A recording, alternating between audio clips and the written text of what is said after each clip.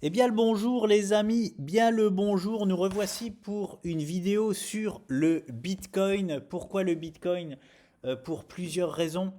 Euh, Déjà parce que comme je vous dis, hein, c'est lui qui décide de tout dans le monde de la crypto-monnaie. Et aussi pour vous dire, bah là je suis perdu avec le Bitcoin. Hein, je vous le dis très honnêtement. Et c'est important aussi de le dire. Hein. Moi, comme je vous dis, je vous cache rien. Quand je sais, je sais. Je partage. Vous connaissez mes analyses. Je suis hyper tranchant. Bah, je suis hyper tranchant parce que je sais que c'est ça et pas autre chose, hein, tout simplement. Ça ne veut pas dire que j'ai raison. Hein, on se rappelle. Hein, moi qui privilégie, boum, la grosse correction. Eh ben non, on a choisi le Nord. Ça veut pas dire que j'ai raison. Ça reste des statistiques. Voilà. Et quand je sais pas, eh ben je sais pas. Je vous le dis aussi. Alors je fais pas une vidéo juste pour vous dire je sais pas. Sinon je fais pas de vidéo, mais c'est important en préambule que je vous dise déjà ça.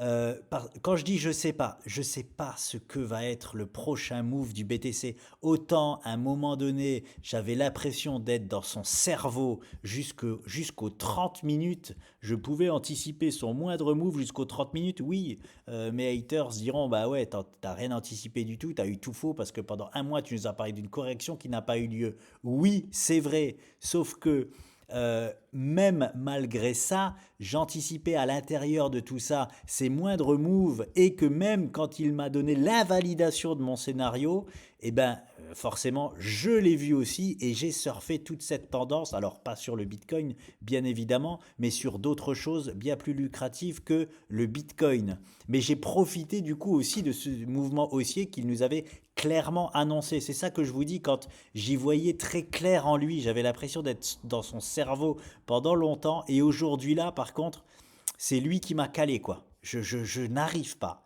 Je n'arrive pas à anticiper son prochain move et je vous le dis très honnêtement. Mais je vais quand même vous dire ce que je vois. Enfin, pas ce que je vois.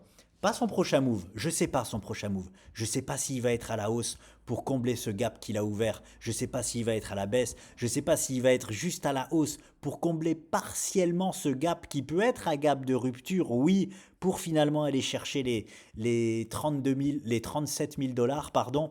Je sais pas. Hein. Et je vous le dis, je sais pas. C'est tout. Je sais tellement pas que j'ai fait une chose qui est rare, c'est que j'ai été voir une vidéo de mon pote Soloway un peu à l'aide, au secours. Est-ce que toi tu vois quelque chose? Et ce qui est très marrant, c'est que Soloway lui-même, alors il dit pas comme moi, je sais pas, mais il dit 50-50. Voilà. Donc bon, c'est très marrant parce que bon, bah, moi quand il dit 50-50, c'est je sais pas quoi, hein, n'importe qui pourrait... Bon, je critique pas Soloway, hein, je l'adore, mais c'est pour dire, voilà, chacun a sa façon de parler. Moi, c'est je sais pas. D'autres, habilement, vont plutôt dire c'est du 50-50. Peu importe. Mais ça m'a fait du bien. Ça m'a fait du bien que même lui, il sait pas. Voilà. Et dans ces cas-là, bah, il faut avoir la sagesse de prendre moins de risques sur le marché ou même de rester un peu en dehors, juste le temps d'y voir un peu plus clair. Donc, là, on est sur le 30 minutes du BTC. Je n'arrive pas à savoir, hein, comme je vous dis, à anticiper son prochain move 30 minutes. Par contre, je vais vous dire ce dont je suis sûr. Ce dont je suis sûr, c'est-à-dire ce que le Bitcoin nous dit depuis les 28 000 dollars. Et écoutez bien, depuis les 28 000 dollars, c'est-à-dire que depuis que le BTC est entré en tendance haussière, depuis les 28 000 dollars, c'est la MA99H4 qui soutient le mouvement. Depuis les 28 000 dollars, nous sommes aux 44 700. Il n'y a rien pour moi de plus pertinent que ce support de MA99 H4. Et c'est pas anodin, hein. C'est-à-dire que c'est cette même MA99, mais par contre en daily, qui a soutenu l'entièreté du dernier bull run. C'est elle qui m'a permis de dire, quand j'ai fait rentrer 3 personnes au pire moment dans le bull run, de leur dire, écoutez, je vous fais rentrer maintenant, mais sachez que si vous rentrez maintenant, c'est possiblement le pire moment. Parce que pour la toute première fois, on casse cet MA99 à la baisse. Et effectivement, c'était le pire moment. Voilà. Alors, c'était pas les 70 000 dollars du Bitcoin, hein, mais bon, ils étaient rentrés sur le Bitcoin, je crois, aux alentours des 50 000 dollars, quelque chose comme ça, 50 ou 55 000 peut-être, je ne sais plus exactement, mais voilà, c'était un prix catastrophique pour rentrer hein, sur le Bitcoin, bien évidemment. Même si aujourd'hui on est presque revenu, c'était catastrophique, mais bon, je leur avais dit, ne vous inquiétez pas, même si vous rentrez au pire moment, vous ferez des bonnes plus-values à un moment donné si vous ne vendez pas au mauvais moment, tout simplement. Bref, c'est pas pour rien que je vous parle de cette MA99, elle est vraiment magique sur Binance. Et voilà, bref, c'est pour ça que j'analyse aussi sur Binance, parce que les graphiques, déjà, en crypto, il n'y a que là-dessus pour moi qu'il faut les analyser. Voilà, on ne peut pas se tromper en les analysant sur Binance. Je répète, je ne fais pas du tout de la pub sur Binance. Pour Binance, j'en ai rien à cirer, ils me font rien gagner, je gagne rien.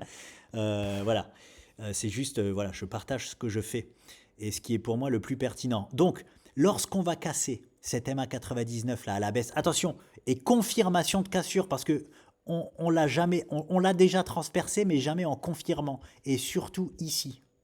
Ici, là, regardez, on l'a cassé à la baisse, mais boum, gros mouvement haussier. Ici, on l'a cassé à la baisse, mais sans confirmer. Confirmer, c'est on doit refaire un plus bas. Hein, par exemple, là, ici, là, on l'a cassé au 35 714. Il aurait fallu venir au 35 510, par exemple, pour confirmer la cassure. Non, boum, on a rebondi dessus. Pareil ici, on se joue un peu, pardon, on fait semblant de la casser. Boum, on rebondit. Donc, une cassure de cette trendline H4, pas trendline, pardon, de cette MA99 H4 avec confirmation de cassure vous dira que le Bitcoin, ça y est, c'est terminé, il va s'endormir. Voilà. Il change de polarité, il n'est plus haussier et il devient baissier ou en range pendant un bon petit moment. Voilà ce qu'il vous dira quand il cassera et confirmera la cassure de cette MA99 H4. Voilà ce que je peux vous dire sur le BTC. Deuxième chose, quand on n'y voit pas très clair, c'est bien aussi de prendre tout de suite de la hauteur sur les choses. Et quand on prend de la hauteur sur les choses, qu'est-ce qu'on s'aperçoit? Et là, je vais sur BTC USD parce qu'on n'a pas assez d'occurrences sur les futurs, malheureusement. Voilà, et je vous mets en mensuel. Je vous mets en mensuel parce que c'est important de se rafraîchir la mémoire avec ça. Je vous avais déjà fait une vidéo sur le démarrage, sur tous les bull runs du Bitcoin. Et là, on va voir que ce qui se passe actuellement là, ça s'est passé en plus à chaque fois. Alors, je ne l'avais pas vu comme ça quand j'avais analysé à l'époque. J'avais dit qu'on allait tout le temps se faire stopper ici aux 36 000 dollars, mais à chaque fois, à chaque réveil, il y a eu ce que j'appelle des excès de volatilité. À chaque fois. Donc là, pour moi, comme je vous dis, on est dans un excès de volatilité du BTC. Alors, ceux qui pensent qu'on est en bull run, pour vous, non, tout commence. Hein. Enfin, tout a commencé peut-être en bas, mais même là, tout commence. Ceux qui pensent qu'on est en bull run, donc c'est parti pour vous, on va là-bas. Moi, comme je vous dis, pour moi, on est toujours dans le réveil. C'est-à-dire là, c'était bear market, boum, le Bitcoin se réveille. Je pensais qu'il allait se réveiller jusque-là, les 36, et après corriger, s'endormir et partir pour le bull run. Non, il n'a pas arrêté son réveil ici, il a été faire son réveil jusque-là. Jusque-là. Alors la question c'est est-ce qu'il va s'arrêter là ou est-ce qu'il va aller un peu plus haut ou là-bas? Alors pour moi non, tout ça c'est à proscrire, hein. Pour tout ça c'est vraiment mode bull run. On est déjà en excès pour moi, on essaye de tout péter là.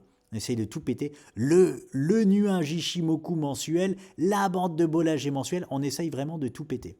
On va regarder s'il y a des précédents, et oui, il y a tout le temps des précédents là-dessus, tout le temps, et c'est ça qui est vraiment sympathique. Regardez le bull run d'avant. Bear market, on se réveille, on fait un énorme aussi excès de volatilité, on vient chercher le haut de la bande de Bollinger, on la dépasse même en volatilité, on clôture au-dessus aussi du plat Ishimoku, donc le plat Ishimoku, c'est ce qu'on a déjà fait ici, hein, on clôture au-dessus, et c'est derrière ça que ça se dégonfle, qu'on s'endort et qu'on parle pour le bull run. Alors ça a été hyper long, on n'est déjà plus dans la même configuration, c'est-à-dire que on ne fera pas un endormissement aussi long que ce qu'on a fait précédemment. Alors attention, les cycles se ressemblent, mais ne sont pas identiques. Hein. C'est normal qu'il y ait des différences. Hein. On se sert de l'histoire pour voir et anticiper les choses, mais ça ne se passe pas exactement de la même façon. Hein. Un Covid là qu'on a vécu, j'ose espérer que dans le monde, il n'y aura pas des Covid tous les 4 ans. Enfin, des scénarios comme le Covid, je veux dire, tous les 4 ans. Vous voyez ce que je veux dire? Les scénarios se ressemblent, mais ne sont pas identiques. Donc, ce que je veux dire, c'est ça qui est important de retenir. C'est on se réveille en excès aussi. On pète tout, mais c'est après avoir essayé de tout péter que boum, hein, on se repose en son d'or et on part vraiment pour le bull run. Voilà. On est dans cette phase de réveil. On va voir le bull run d'avant parce que bon, une occurrence ça suffit pas. On va voir tous les bull runs. Mais bon, il n'y en a pas beaucoup, hein. Mais on va voir quand même tous les bull runs. Et on va voir qu'à chaque fois ça s'est passé. Voilà. Bear market, réveil, excès de volatilité là dans lequel nous sommes actuellement, hein. Et là vous allez voir, regardez l'endormissement comparé à avant. Là l'endormissement 1 mois, 2 mois, 3 mois et le quatrième mois, boum, bull run. Vous voyez la différence de temps? Là il n'y a eu que 4 mois d'endormissement après l'excès de volatilité. Ici il y a eu 1, 2, 3, 4, 5, 6, 7, 8, 9, 10, 11, 12. Il y a eu un an. Un an d'endormissement après. On n'est pas dans ce cas-là. On n'est pas dans ce cas-là, étant donné que personnellement, j'ai timé, alors j'ai timé, hein, pas au mois près, mais le bull run milieu d'année 2024, comme je le répète, et justement, cet endormissement de quelques mois concorderait parfaitement avec ce scénario de bull run milieu d'année 2024. Donc voilà, ici, on se réveille, excès de volatilité, puis après l'excès de volatilité, c'est normal, hein, on doit corriger, hein, on se repose. Hein. Là, attention, vous allez penser que là, c'est rien, là, ce qui s'est passé. Regardez, c'est rien ce qui s'est passé. C'est important, ça, de montrer. Hein. Hein, vous pensez que c'est juste une petite pause. Ah bah, je l'avais déjà mis. Moins 40%. Moins 40% sur le BTC. Hein.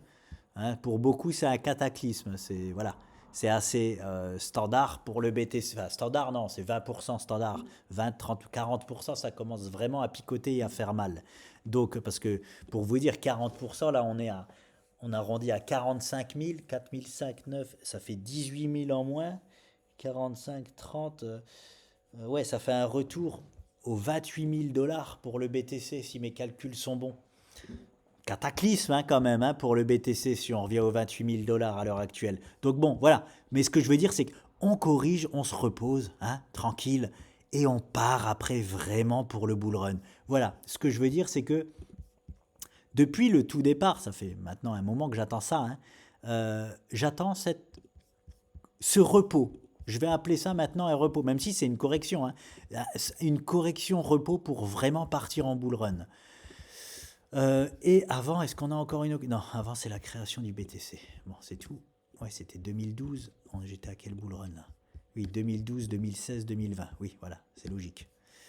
Donc voilà les amis, j'attends cette phase de repos, de prise d'énergie avant de partir pour le bull run. Et en fait, ce que j'avais pas remarqué, c'est qu'à chaque fois, on vient faire cet excès de volatilité là pour finalement se reposer derrière. Et qu'est-ce que je veux vous dire là-dessus? J'ai mis cette zone là noire pour vous dire que je mange une chèvre ou un buffle ou... enfin non, le bœuf, ça se... Enfin un buffle, ouais bref. Je mange un dromadaire si jamais nous revenons pas tester cette zone-là. Hein, voilà ce que je vois rien en 30 minutes, c'est-à-dire je ne sais pas quel va être le prochain move 30 minutes du BTC. Je ne sais pas s'il va venir dans la zone de short extraordinaire des 46-48 000 ou alors s'il va tout de suite au 36. Voilà le BTC pour vous dire un peu plus en détail. Je ne sais pas. Je n'arrive pas à anticiper son move, son prochain move. Par contre, ce que je vois hein, en mensuel, c'est que on revient tester cette zone, hein, comme je vous le dis depuis le départ. Hein. On revient pour moi dans cette zone noire et je mange un dromadaire si on ne revient pas tester cette zone noire. Et je mange même une licorne si nous faisons ça. Voilà ce que j'ai à vous dire. Ça va en faire rire beaucoup. Hein, en disant ouais, de toute façon, tu racontes que de la merde. On verra. Je retiens ta licorne et crois-moi que je vais te la faire bouffer, ta licorne. Bah ouais, vous me la ferez bouffer, ma licorne, si on encaisse là, si on continue comme ça là. Les séances mensuelles et qu'on part finalement en bull run directement. Je vous le dis tout de suite, je mange une licorne. Donc voilà, scénario à proscrire pour moi celui-ci, scénario complètement à privilégier à chaque fois sur le Bitcoin, un retour, un test sur cette zone en noir qui est, pour vous donner des chiffres, à peu près les 37 500, 32 500. Voilà, cette zone-là, on va la revoir. On va la revoir si c'est pas cette année, parce que bon, l'année se termine là, c'est début d'année prochaine pour se reposer. Hein. et partir. Moi, j'attends que ça, les mecs, hein. Moi, je vous le dis, hein, depuis le départ, hein, j'attends que ça. J'attends que ça. Mais nous ne sommes pas pour le moment, nous finissons le réveil, nous allons nous reposer. Hein, c'est déjà bien, on ne fait pas le repos que j'avais prévu ici. Hein. Je ne vois plus les 16-18 000, hein, comme je vous ai dit. Hein. Par contre, je vois, oui, bah alors, qu'est-ce qu'on peut appeler un cataclysme? Ouais, ça fait 25% de correction, c'est rien, hein, c'est standard. Ah, je vous parle de ça pourquoi aussi? Pourquoi aussi je vous parle? Oui, on peut aussi faire plus. Hein. On peut aller jusqu'aux 25 000 $. 25 000 $, ça pique. Et on arrive sur les chiffres de la correction que je vous ai montré à moins 40%. Moins 40%, c'est possible. C'est possible encore cette année. Cette année, non. Ce que je veux dire, c'est que là, maintenant, dans la préparation de notre bull run de cette année 2024, je parle de l'année 2024, c'est possible, je n'écarte pas une correction de moins 40%. C'est pas celle que je privilégie. Je privilégie plutôt quelque chose de plus doux, 20-25%. Voilà, ma zone là, je privilégie ma zone là de repos, hein, qui serait une zone sensationnelle, voilà, pour se remettre sur le BTC pour moi. Mais les 25 000, autant je peux écarter les 16-18, autant les 25 000, je ne peux pas encore les écarter. C'est ça que je vous dis. Et comme il aime bien toujours être dans l'excès, voilà. Et pourquoi je vous parle aussi de ça, c'est qu'il va falloir rester solide, les amis. Pour tous ceux qui sont déjà investis dans le monde de la crypto-monnaie, c'est très bien. C'est très bien. Bravo à vous parce que il faut, il faut, euh, il faut investir dans la crypto à l'aube des bull runs. Il faut. C'est très bien. Mais il ne faut pas aussi paniquer dans ces moments-là. C'est-à-dire dans les moments où on va corriger, se reposer avant de partir bull run. Soyez costaud. Soyez costaud sur vos investissements. Ne vendez pas les pires moments. Hein. Voilà. Voilà ce que j'ai à vous dire. Et moi, j'ai continué d'investir. Hein. Je vous le dis très honnêtement, je viens de roter en direct. Excusez-moi. Euh, je, je n'ai pas arrêté mes investissements en crypto, c'est-à-dire qu'il y a certaines cryptos où on est sur des points bas, et je m'en fous que le Bitcoin va corriger. Pourquoi je m'en fous? Parce que je sais que je ne vais pas revendre sous la panique si le Bitcoin corrige et me propose même à moins 30%, moins 40%. Je sais que j'ai acheté un alt, par exemple, dans des très bonnes zones. Dans des très bonnes zones. Sur des altcoins, on est quand même sur des super zones. Alors oui, n'achetez pas du INJ. Hein. Alors j'ai eu un... Ah oui, je vais venir sur INJ. Est-ce qu'il est là-dessus? Non, il n'est pas là-dessus. Alors c'est marrant, quelqu'un m'a demandé est-ce qu'on peut prendre du INJ? Non les amis, non. Hein. On n'a pas... C'est trop tard hein, pour INJ. Hein. Ne m'achetez surtout pas du INJ maintenant. Hein. C'est catastrophique d'acheter du INJ maintenant. Malheureusement, il faut savoir, il y a 1 milliard de cryptos. Hein, je sais, INJ, c'est un super projet. Vous n'êtes pas dans le train, c'est pas grave. N'essayez pas surtout de le prendre en marche parce que là, vous vous exposez seulement à des grosses pertes. Hein. Oui, ça peut. On ne sait pas quand est-ce qu'il va arrêter son move. Ça peut continuer de pumper comme ça, même jusqu'aux 100 $. Mais croyez-moi, vous vous exposez plus dans ces cas-là à un moins 50% qu'à un plus 200%. Hein. Donc on n'achète jamais comme ça en FOMO. Hein. Jamais, jamais, jamais. Par contre, vous avez plein de cryptos. On prend l'exemple de INJ. Vous avez plein de cryptos encore ici. Hein. Là, oui. Même si, oui, à un moment donné, le Bitcoin va se reposer, va corriger.